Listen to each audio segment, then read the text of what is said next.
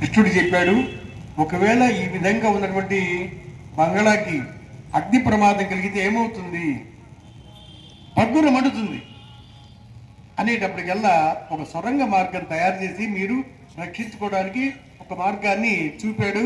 దానివల్ల భీమసేనుడు ఒకడే ఆ బిల మార్గాన్ని తవ్వి తప్పించుకోవడానికి ఏర్పాటు చేశాడు. కృష్ణ పరమాత్మ యొక్క సలహా మేరకు ఆ రోజు రానే వచ్చింది. అమావాస్య రోజున దుర్యోధుడి యొక్క సేవకుడు దానికి నిప్పు పెట్టాడు.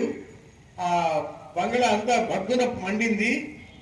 పాండవులు 5 కుంతీదేవితో సహా ఒక్క భీమసేనుడే పాండవులు 4 తమ్ముళ్ళు 4, అన్నగారిని, అమ్మను అందరినీ కూడా ఆ బిల మార్గం గుండా బయటికి తీసుకొచ్చి రక్షించాడు.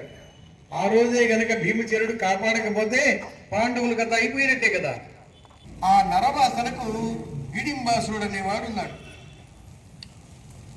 వాడికి ఆ నరవాసన వచ్చేటప్పటికల్లా చెల్లెల్ని పంపించాడు, హిడింబిని.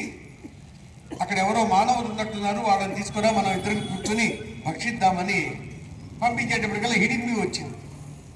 వచ్చి చూసేటప్పటికల్లా కుంతీదేవి, ధర్మరాజు, అర్జున, నకుల సహదేవులు అందరూ నిద్రపోతున్నారు.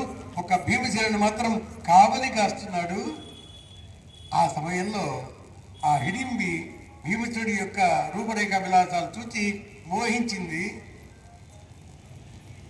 మోహించేటప్పటికల్లా ఎంతసేపటికి చెల్లెలు రాలేదని ఆ హిడింబాసుడు కామ, క్రోధ, లోభ, మోహ, మద, మాత్సర్యం 6 దుర్గుణాలు 6 రూపాలుగా అవతరించాయి. కామం అంటే కోరిక. కోరిక అంటే బకాసురుడు అనేటువంటి వాడు కామానికి ప్రతీక. అందరు నేనే భోజనం చేయాలి, అందరు నేనే తినాలి, అంతా నాకే కావాలి అని బకాసురుడు ఇష్టం వచ్చినట్టుగా అందరూ తింటుంటే ఒక ఒప్పందం